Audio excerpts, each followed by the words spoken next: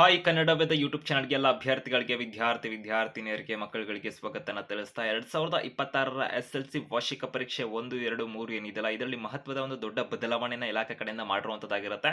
ಈ ಒಂದು ವಾರ್ಷಿಕ ಪರೀಕ್ಷೆಗೆ ಸಂಬಂಧಪಟ್ಟಂತೆ ಆಗಿರ್ತಕ್ಕಂಥ ಒಂದು ಬದಲಾವಣೆಗಳೇನಿದಾವೆ ವಿದ್ಯಾರ್ಥಿಗಳಿಗೆ ಅದು ಒಳ್ಳೇದಾಗುತ್ತಾ ಯಾವ ತರ ಪ್ರಭಾವ ಬೀರ್ಬೋದು ವಿದ್ಯಾರ್ಥಿಗಳ ಮೇಲೆ ಸಂಪೂರ್ಣ ಮಾಹಿತಿ ವಿಡಿಯೋದಲ್ಲಿ ತಿಳ್ಕೊಂತಾರೆ. ಹೆಚ್ಚುವರಿ ಅಪ್ಡೇಟ್ಸ್ ಇನ್ಫಾರ್ಮೇಶನ್ ಮಾಹಿತಿನ ಶಿಕ್ಷಣಕ್ಕೆ ಸಂಬಂಧಪಟ್ಟಂತೆ SLC ಹಾಗೂ PUC ಇತರೆ ಮಾಹಿತಿಗಳನ್ನು ಪಡ್ಕೊಳ್ಳೋದಕ್ಕೆ ಕನ್ನಡದ ಯೂಟ್ಯೂಬ್ ಚಾನಲ್ಗೆ ನೀವು ಸಬ್ಸ್ಕ್ರೈಬ್ ಆಗಬಹುದಾಗಿರುತ್ತೆ. SLC ಮುಂದಿನ ಒಂದು ಪರೀಕ್ಷೆಗಳಿಗೆ ಸಂಬಂಧಪಟ್ಟಂತೆ ಪ್ರಿಪರೇಟರಿ ಎಕ್ಸಾಮ್ ಆಗಿರ್ಬೋದು, ಅಭ್ಯರ್ಥಿಗಳ ವಾರ್ಷಿಕ ಪರೀಕ್ಷೆ ಆಗಿರ್ಬೋದು, ರಿಸಲ್ಟ್ಗಳಿಗೆ ಸಂಬಂಧಪಟ್ಟಂತೆ ಆಗಿರ್ಬೋದು, ಇತರೆ ಮುಂದಿನ ಎರಡನೇ ಪರೀಕ್ಷೆ, ಮೂರನೇ ಪರೀಕ್ಷೆಗೆ ಸಂಬಂಧಪಟ್ಟಂತೆ ಎಲ್ಲ ಮಾಹಿತಿಯನ್ನು ಕೊಡುವಂತ ಪ್ರಯತ್ನ ಕನ್ನಡದ ಯೂಟ್ಯೂಬ್ ಚಾನಲ್ ಕಡೆಯಿಂದ ಆಗ್ತಾ ಇರುತ್ತೆ.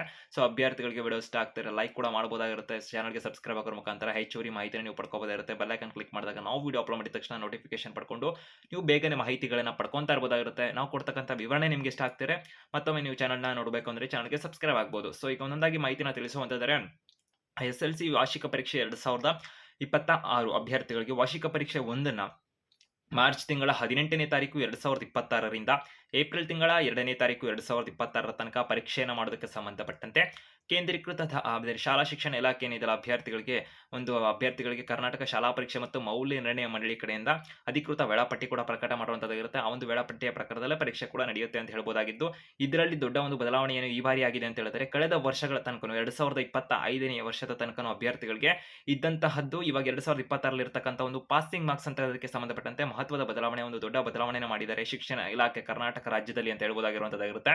ಹೌದು ಅಭ್ಯರ್ಥಿಗಳೇ ಮತ್ತೆ ಮಕ್ಕಳೇ, ಸೊ ಏನು ಈ ಬಾರಿ ಬದಲಾವಣೆ ಆಗಿದೆ ಅಂತಂದ್ರೆ 2025ರ ತನಕ ಏನಿತ್ತು ಹಿಂದಿನ ವರ್ಷಗಳಲ್ಲೆಲ್ಲ ಯಾವ ರೀತಿಯಾಗಿ ನಿಯಮ ಇತ್ತು ಅಂದ್ರೆ ಪಾಸಿಂಗ್ ಪರ್ಸೆಂಟೇಜ್ ಮಾರ್ಕ್ಸ್ಗೆ ಸಂಬಂಧಪಟ್ಟಂತೆ 35% ಅಷ್ಟು ಅಂಕವನ್ನ ತೆಗಿಲೇಬೇಕಿತ್ತು ಅಭ್ಯರ್ಥಿ ಪರೀಕ್ಷೆ ಏನಲ್ಲಿ ಎಕ್ಸಾಮ್ ಹಾಲ್ಗೆ ಹೋಗ್ತಾರಲ್ಲ ಅಭ್ಯರ್ಥಿಗಳು.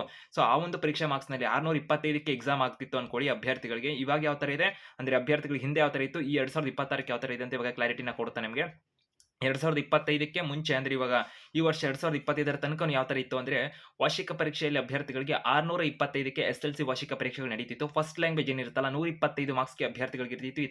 ಇತರೆ ಎಕ್ಸಾಮ್ಗಳು ಅಂದ್ರೆ ಇತರೆ ಒಂದು ಸಬ್ಜೆಕ್ಟ್ಸ್ಗಳು 100 ಮಾರ್ಕ್ಸ್ಗೆ ಕನ್ಸಿಡರ್ ಆಗ್ತಿತ್ತು. ಅಭ್ಯರ್ಥಿಗಳು ಅದರಲ್ಲಿ 125ಕ್ಕೆ ಇರತಕ್ಕಂಥ ಫಸ್ಟ್ ಲ್ಯಾಂಗ್ವೇಜ್, ನೀವು ಕನ್ನಡ ಆಗಿರ್ಬೋದು, ಇಂಗ್ಲಿಷ್ ಆಗಿರ್ಬೋದು, ಯಾವುದೇ ಆಗಿರ್ಬೋದು ನಿಮ್ದು ಫಸ್ಟ್ ಲ್ಯಾಂಗ್ವೇಜ್ ಅಂತಕ್ಕಂಥದ್ದು ಏನಿರುತ್ತಲ್ಲ 100 ಮಾರ್ಕ್ಸ್ಗೆ ಎಕ್ಸಾಮ್ ಹಾಲಲ್ಲಿ ಅಭ್ಯರ್ಥಿಗಳಿಗೆ ಪ್ರಶ್ನೆ ಪತ್ರಿಕೆ ಬರ್ತಿತ್ತು. ಅಭ್ಯರ್ಥಿಗಳಿಗೆ 25 ಅಂಕ ಆಂತರಿಕ ಅಂಕ ಇಂಟರ್ನಲ್ ಮಾರ್ಕ್ಸ್ ಆಗಿ ಕೊಡುವಂತದ್ದು ಇತ್ತು. ಅಂದ್ರೆ ಇಂಟರ್ನಲ್ ಮಾರ್ಕ್ಸ್ ಅನ್ನು ಅಷ್ಟರ ತನಕ ಕೊಡಬಹುದಾಗಿತ್ತು.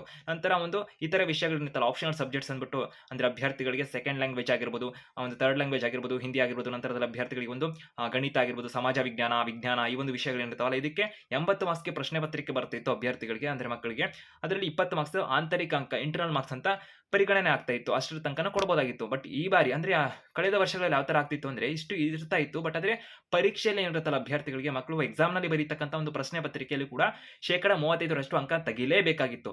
ಅವರು ಆಂತರಿಕ ಅಂಕ ಇಂಟರ್ನಲ್ ಮಾರ್ಕ್ಸ್ ಅಂತ ಶಾಲೆ ಕಡೆಯಿಂದ ಕೊಡ್ತಿದ್ರಲ್ಲ ಅಭ್ಯರ್ಥಿಗಳಿಗೆ, ಅವ್ರು 20ಕ್ಕೆ 18 ತಗೊಳ್ಳಿ, 25 ತಗೊಳ್ಳಿ, 25ಕ್ಕೆ 25 ತಗೊಳ್ಳಿ, 23 ತಗೊಳ್ಳಿ, ಎಷ್ಟೇ ತಗೊಳ್ಳಿ ಅದನ್ನ ಇನ್ಕ್ಲೂಡ್ ಮಾಡಿ ರಿಸಲ್ಟ್ ಕೊಡ್ತಾ ಇದ್ರೆ ವಿನಃ ಯಾವುದೇ ರೀತಿಯಾಗಿ ಪಾಸಿಂಗ್ ಪರ್ಸೆಂಟೇಜ್ ಏನಿರುತ್ತಲ್ಲ 35% ತಗೊಂಡ್ರೆ ಪಾಸ್ ಅಂತ ಅದಕ್ಕೆ ಪರಿಗಣನೆ ಆಗ್ತಿರಲಿಲ್ಲ ಎಕ್ಸಾಮ್ ನಲ್ಲಿ. ಅಭ್ಯರ್ಥಿಗಳು ಹಿಂದೆ 2025ರ ತನಕ ಯಾವ ತರ ಇತ್ತು ಅಂದ್ರೆ ಕರ್ನಾಟಕ ರಾಜ್ಯದಲ್ಲಿ ಕೂಡ ಅಂದ್ರೆ ಅಭ್ಯರ್ಥಿಗಳಿಗೆ ಎಕ್ಸಾಮ್ ಅಲ್ಲಿ ಹೋಗ್ತಾರಲ್ಲ, ಈಗ 100 ಮಾರ್ಕ್ಸ್ಗೆ ಎಕ್ಸಾಮ್ ಅನ್ನ ಬರೀತಿದ್ದಾರೆ ಅಂತಂದ್ರೆ 35 ಮಾರ್ಕ್ಸ್ ಬರಲೇಬೇಕಿತ್ತಲ್ಲಿ.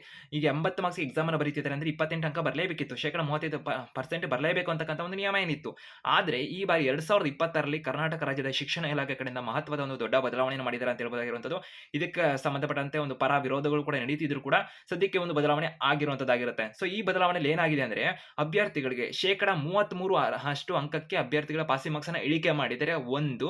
ಇನ್ನೊಂದೇನಂದ್ರೆ ಇಳಿಕೆ ಮಾಡಿದರೆ ಅನ್ನೋದಕ್ಕೆ ಜಾಸ್ತಿ ಇಂಪಾರ್ಟೆನ್ಸ್ ಇರುವಂತದ್ದು ಎಲ್ಲಿ ಅಂದ್ರೆ ಅಭ್ಯರ್ಥಿಗಳಿಗೆ ಇಂಟರ್ನಲ್ ಮಾರ್ಕ್ಸ್ ಅನ್ನ ಕೂಡ ಆಡ್ ಮಾಡ್ತೇವೆ. ಅಂದ್ರೆ ಅಭ್ಯರ್ಥಿಗಳಿಗೆ ಆಂತರಿಕ ಅಂಕ ಮತ್ತು ಅವರ ಒಂದು ಬಾಹ್ಯ ಅಂದ್ರೆ ಪರೀಕ್ಷೆ ಏನು ಬರೀತಾರಲ್ಲ ಅದು ಎರಡನ್ನೂ ಸೇರಿಸ್ಬಿಟ್ಟು ಅಭ್ಯರ್ಥಿಗಳಿಗೆ 33% ಅಂದ್ರೆ 33 ಅಂಕದಷ್ಟು ಮಾರ್ಕ್ಸ್ ಬಂದ್ರೆ ಅಭ್ಯರ್ಥಿನ ಉತ್ತೀರ್ಣ ಎಂದು ಪರಿಗಣಿಸಲಾಗ್ತದೆ ಅಂತ ಮಾಹಿತಿನ ಕೊಟ್ಟಿದ್ದಾರೆ ಇಲಾಖೆ ಕಡೆಯಿಂದ. ಅಂದ್ರೆ 33% ಅಷ್ಟು ಅಂಕ ಅಭ್ಯರ್ಥಿದು ಬಂತು ಅಂದ್ರೆ ಪಾಸ್ ಅಂತಾನೆ ಪರಿಗಣನೆ ಆಗ್ತಾರೆ ಅಂತಕ್ಕಂಥ ಮಾಹಿತಿನ ಇದೀಗ ಶಿಕ್ಷಣ ಇಲಾಖೆ ಕಡೆಯಿಂದ ಮಾಹಿತಿನ ಕೊಟ್ಟಿರುವಂತದ್ದಾಗಿರುತ್ತೆ. ಇದಕ್ಕೂ ಮುಂಚಿನ ಮಾಹಿತಿಗಳು ಬಂದಿರುವಂತದ್ದಾಗಿರುತ್ತೆ. ಅಭ್ಯರ್ಥಿಗಳಿಗೆ ಸಾಕಷ್ಟು ಜನಕ್ಕೆ ಒಂದು ಗೊಂದಲಗಳಿರುವಂತದ್ದಾಗಿರುತ್ತೆ. ಏನು ಆಗಿದೆ ಅಂದ್ರೆ ಯಾವ ತರ ಅಂತೆಲ್ವಾ ಅಂದ್ಬಿಟ್ಟು ಅಭ್ಯರ್ಥಿಗಳಿಗೆ ಅಂದ್ರೆ ಇವಾಗ ಈ ಬಾರಿ ಯಾವ ತರ 2026ರಿಂದ ಯಾವ ತರ ಆಗ್ತಿದೆ ಅಂದ್ರೆ ಈಗ ಶಾಲೆ ಕಡೆಯಿಂದ ನಿಮಗೆ 20 ಮಾರ್ಕ್ಸ್ಗೆ ಎಕ್ಸಾಮ್ ಮಾರ್ಕ್ಸ್ ಕೊಟ್ಟಿರ್ತಾರೆ ಅನ್ಕೊಳ್ಳಿ ಅಭ್ಯರ್ಥಿಗಳಿಗೆ. ಅಂದ್ರೆ 20ಕ್ಕೆ 20 ಇಂಟರ್ನಲ್ ಕೊಟ್ಟಿದ್ದಾರೆ ಅಂತಂದ್ರೆ ಎಕ್ಸಾಮ್ ನಲ್ಲಿ ಅಭ್ಯರ್ಥಿಯು 13 ಅಂಕ ತಗೊಂಡ್ರೆ ನಿಮ್ಮನ್ನ ಪಾಸ್ ಅಂತಾನೆ ಪರಿಗಣಿಸ್ತಾರೆ. ಯಾಕಂದ್ರೆ ಎರಡನ್ನೂ ಸೇರಿಸ್ತಾರೆ. ಇವಾಗ ಮೊದಲಾದ್ರೆ ನೀವು ಅಲ್ಲಿ 20ಕ್ಕೆ 20 ತಗೊಂಡ್ರು ಕೂಡ ಎಕ್ಸಾಮ್ ನಲ್ಲಿ 80 ಮಾರ್ಕ್ಸ್ಗೆ ಎಕ್ಸಾಮ್ ಬರೀತಿರಲ್ಲ, ಆ ಒಂದು ಎಕ್ಸಾಮ್ ನಲ್ಲಿ 28 ಬರಲೇಬೇಕಿತ್ತು. ಈ ಬಗಾಗಿ ಏನಂದ್ರೆ 20 ಇಂಟರ್ನಲ್ ನಿಮಗೆ ತಗೊಂಡು ಯಾವುದೋ ಒಂದು ಸಬ್ಜೆಕ್ಟಲ್ಲಿ, ಆ ಸಬ್ಜೆಕ್ಟಲ್ಲಿ ನೀವು 13 ಅಂಕ ತಗೊಂಡ್ರು ಕೂಡ 33 ಆಗುತ್ತೆ. ನಿಮ್ಮನ್ನ ಪಾಸ್ ಅಂತ ಪರಿಗಣಿಸ್ತೇವೆ ಅಂತಕ್ಕಂಥ ಇಲಾಖೆಯವರು ಮಾಹಿತಿನ ಕೊಟ್ಟಿದ್ದಾರೆ. ಸೊ ಈ ರೀತಿಯಾಗಿ ಅಭ್ಯರ್ಥಿಗಳಿಗೆ ಒಟ್ಟಾರೆಯಾಗಿ ಅಭ್ಯರ್ಥಿಗಳಿಗೆ ಇಂತಿಷ್ಟು ಮಾರ್ಕ್ಸ್ ಅಂತಕ್ಕಂಥದ್ದು ಬಂದ ಸಂದರ್ಭದಲ್ಲಿ ಅವರನ್ನು ಉತ್ತೀರ್ಣ ಎಂದು ಪರಿಗಣಿಸ್ತೇವೆ ಅಂತ ಶಿಕ್ಷಣ ಇಲಾಖೆಯವರು ಮಾಹಿತಿನ ಕೊಟ್ಟಿರುವಂತದ್ದಾಗಿರುತ್ತೆ. ಸೊ ಅಭ್ಯರ್ಥಿಗಳಿಗೆ ಇದರಿಂದ ಕೆಲವೊಂದು ವಾದಗಳ ಪ್ರಕಾರದಲ್ಲಿ ಉತ್ತಮ ಫಲಿತಾಂಶ ಕೂಡ ಬರ್ಬೋದಾಗಿರುತ್ತೆ ರಾಜ್ಯದ್ದು ಅಂತಕ್ಕಂಥ ಮಾಹಿತಿಗಳಿದಾವೆ. ಆದ್ರೆ ಇತರೆ ಒಂದು ಕಡೆಗಳಲ್ಲಿ ನೋಡಿದಂಥ ಪಕ್ಷದಲ್ಲಿ ಇದರಿಂದ ಫಲಿತಾಂಶ ಕುಸಿತ ಆಗ್ಬೋದಾಗಿರುತ್ತೆ. ಫಲಿತಾಂಶ ಹೆಚ್ಚಳ ಆದ್ರೂ ಕೂಡ ಅಭ್ಯರ್ಥಿಗಳಲ್ಲಿ ಕಲಿಕಾ ಗುಣಮಟ್ಟ ಕಡಿಮೆ ಆಗುತ್ತೆ ಅಂತಕ್ಕಂಥ ವಾದಗಳು ನಡೀತಿರೋದಾಗಿರುತ್ತೆ. ಆದ್ರೆ ಅಭ್ಯರ್ಥಿಗಳಿಗೆ ನಿಮಗೆ ಈ ವಿಡಿಯೋ ಇಷ್ಟ ಆಗಿದ್ರೆ, ಸೊ ಈ ಒಂದು ಸುದ್ದಿ ಇಷ್ಟ ಆಗಿದ್ರೆ ಲೈಕ್ ಮುಖಾಂತರ ಸೂಚನೆ ಕೊಡಬಹುದಾಗಿರುತ್ತೆ. ಬಹುತೇಕರಿಗೆ ಇಷ್ಟ ಅಂತೂ ಆಗೇ ಆಗುತ್ತೆ.